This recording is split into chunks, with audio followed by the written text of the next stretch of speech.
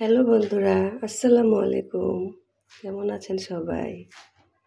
আজকে আমি একটা পালং শাকের রেসিপি নিয়ে আসছি। তো আমি এখানে 3 আটি পালং শাক নিয়েছি। পালং শাকগুলো এভাবে সুন্দর করে কেটে ধুয়ে আমি রেখেছি। পালং শাকটা আমি আজকে দেশি চিংড়ি দিয়ে রান্না করব। ছোট্ট ছোট্ট চিংড়ি নিয়েছি। চিংড়িটা দিয়ে আমি পালং শাক রান্না করব। তো চলুন রান্নাতে চলে যাওয়া যাক। আমি একটা কড়াই বসিয়ে দিয়েছি, তো আমি তেল দিয়ে দিচ্ছি।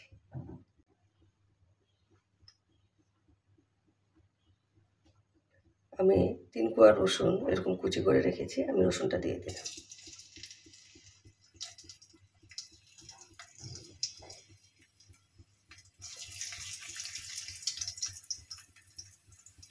মিডিয়াম সাইজের ছোট্ট একটা পেঁয়াজ আমি এরকম কুচি করেছি, এটা দিয়ে দিলাম।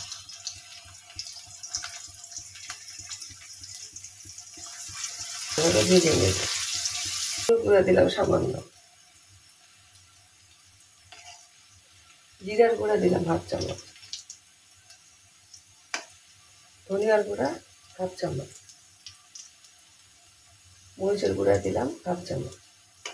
তো সব কিছু দিয়ে আমি ভালোভাবে নেড়ে দিচ্ছি। পুড়ে না যায় আমি সামান্য পরিমাণে পানি দিয়ে দিলাম। একটা ছোটো চিংড়িগুলো দিয়ে দিচ্ছি।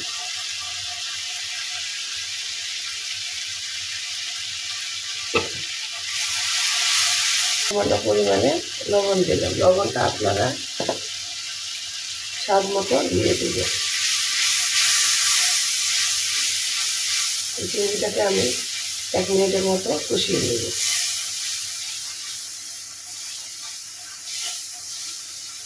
চিংড়ি দিয়ে পালং শাক রান্নাটা এত খেতে ভালো লাগে।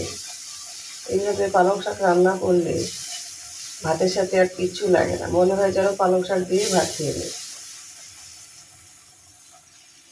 তো আমার মাছটা কষানো হয়ে গেছে, চিংড়িটা, তো আমি শাকগুলো দিয়ে দিলাম।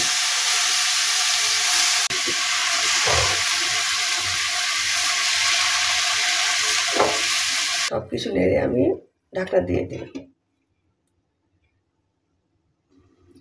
আমি আপনাদের ঢাকনা তুলে দেখাচ্ছি যে এটা থেকে কতটা পানি বের হয়েছে, আর এই পানি দিয়েই কিন্তু আমাদের রান্নাটা সুন্দরভাবে হয়ে যাবে। 3টা কাঁচামরিচ এভাবে ফালি করে নিয়েছি, দিয়ে দিলাম। দিয়ে আমি নেড়ে দিচ্ছি। যেহেতু এই শাকটা একটু ঝোলঝোল রান্না হয়, ভয় পাওয়ার কিছু নেই যে এত পানি কেন। আপনারা সবাই জানেন পালং শাকে একটু ঝোলঝোল করে রান্না করে। আমার রান্নাটা হয়ে গেছে, দেখেন পানিটা কতটা টেনে গেছে। আর আমি এরকমই ঝোলঝোল করে রাখবো, একেবারে শুকিয়ে ফেলবো না। তো আপনারা চাইলে আরও ঝোলটা কমিয়ে নিতে পারেন, কিন্তু পালং শাক একটু সামান্য পানির ঝোল থাকলেই ভালো লাগে। আর আমার এই রান্নাটা যদি আপনাদের ভালো লেগে থাকে, লাইক দিবেন, কমেন্ট করে জানাবেন কেমন হয়েছে। আপনাদের একটা সুন্দর কমেন্ট আমাকে অনেক উৎসাহ দেয়। আর আমার চ্যানেলটিকে সাবস্ক্রাইব করে পাশে থাকবেন। আমি আপনাদের দেখিয়ে দিচ্ছি বাটিতে নিয়ে যে এটা কেমন হয়েছে। তো আমি চুলাটা বন্ধ করে দিচ্ছি। আমি একটা বাটিতে নিয়ে নিয়েছি, দেখেন দেখে কতটা লোভনীয় লাগতেছে। আর এইভাবে এখন কিন্তু শীতের সময় আমরা পালং শাকগুলো অনায়াসে খেতে পারি। তো পালং শাক যদি আমরা একটু চিংড়ি দিয়ে রান্না করি, তাহলে কিন্তু এর স্বাদটা অনেক দ্বিগুণ হয়ে যায়। তো আমি ছোটো চিংড়ি দিয়ে রান্না করেছি, আমার কাছে তো খুবই ভালো লাগতেছে। তো আপনারা একবার হলেও ওইভাবে বানিয়ে দেখবেন। থাকবেন, সুস্থ থাকবেন।